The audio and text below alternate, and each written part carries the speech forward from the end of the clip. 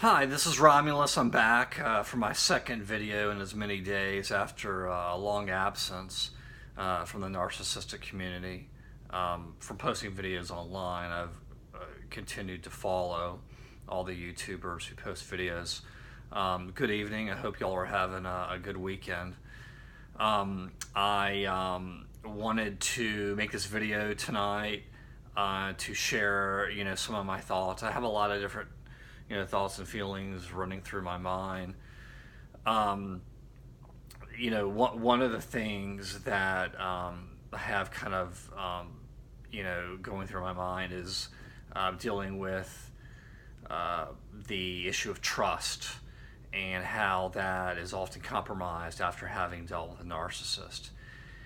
And if you're, a good person, and you care about people like I do, and as I suspect most of y'all do, it's devastating when your trust is betrayed. Being in a relationship, and it can be really any type of relationship where you're gaslit and you experience cognitive dissonance and abuse. It's really hard to trust people in general and to make yourself vulnerable and to share things. But trust is a big issue, and it's something that I think a lot of people deal with. I know that I do, and I know that I'm not as forthcoming and open and honest as I would like to, only because I'm trying to protect myself. So there's trust, and then the other thing that I wanted to talk about is to grasp the full extent of the danger of dealing with a narc, a cluster B, and the different ways that they can affect you legally, financially, your credit. They can affect your career, your emotional health and well-being. And it's interesting because we get into a relationship believing that it will enhance our lives and improve our lives, and at least I never envisioned that it would not only do the opposite, but it would be like a tornado. These personalities, toxic personalities, are like tornadoes, and as Ollie Matthews is very articulately commented on, they're like the Terminator. They have no emotion, no empathy, and that's really very telling, and kind of something that you're like, wow, looking at the aftermath of a toxic relationship, and you realize that you were there for this person, you had their back, but nothing could be further from the truth with respect to did they have your back. And so it's very important to protect yourself. And it depends on the level of the relationship, how long it's been going on. But if you're mixed up with a narcissist, you need to separate yourself financially from them altogether. You absolutely should not commingle your finances with a narcissist. If you discover or suspect that is the case, then you need to take action immediately. For me, my I don't know if you want to call it a wake-up call, but the thing that kind of triggered me to do research on what was going on in my relationship was rage.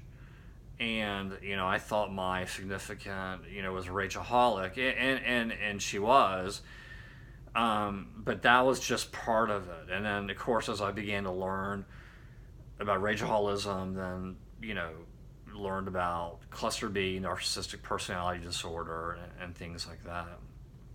And if you're in a relationship with someone like this, you need to make sure if you hide, well, you're going to need an attorney, to preserve and protect your interests. There's no such thing as a collaborative divorce when you're dealing with a narc.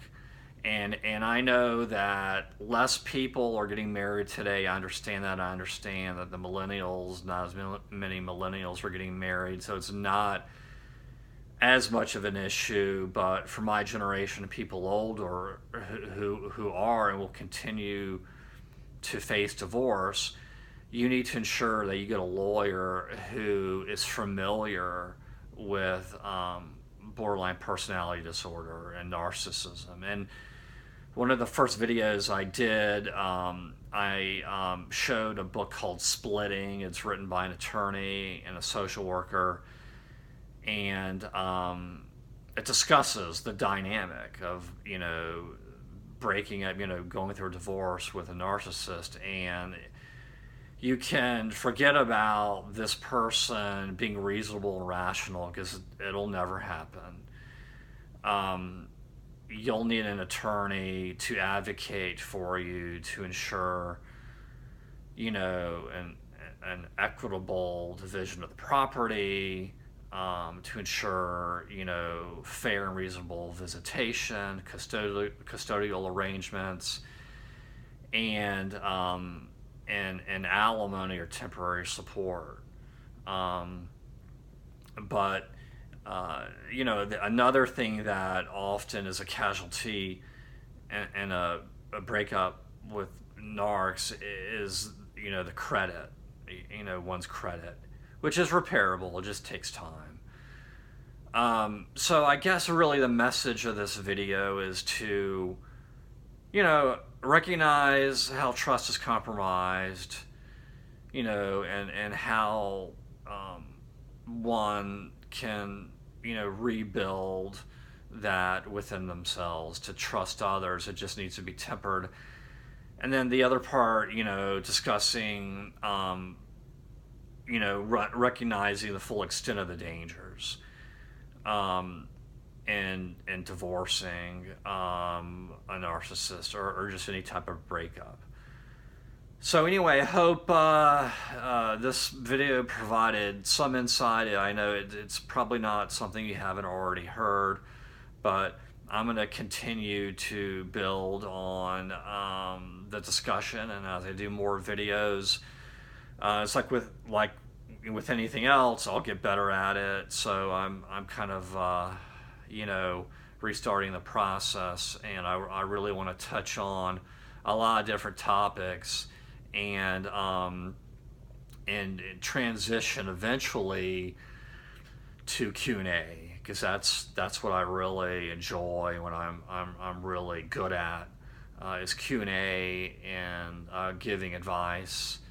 And you'll find, after having gone through this experience, you develop skills, or at least I did, on giving my own self advice, which is not really something I would do before, but I'm definitely doing it now.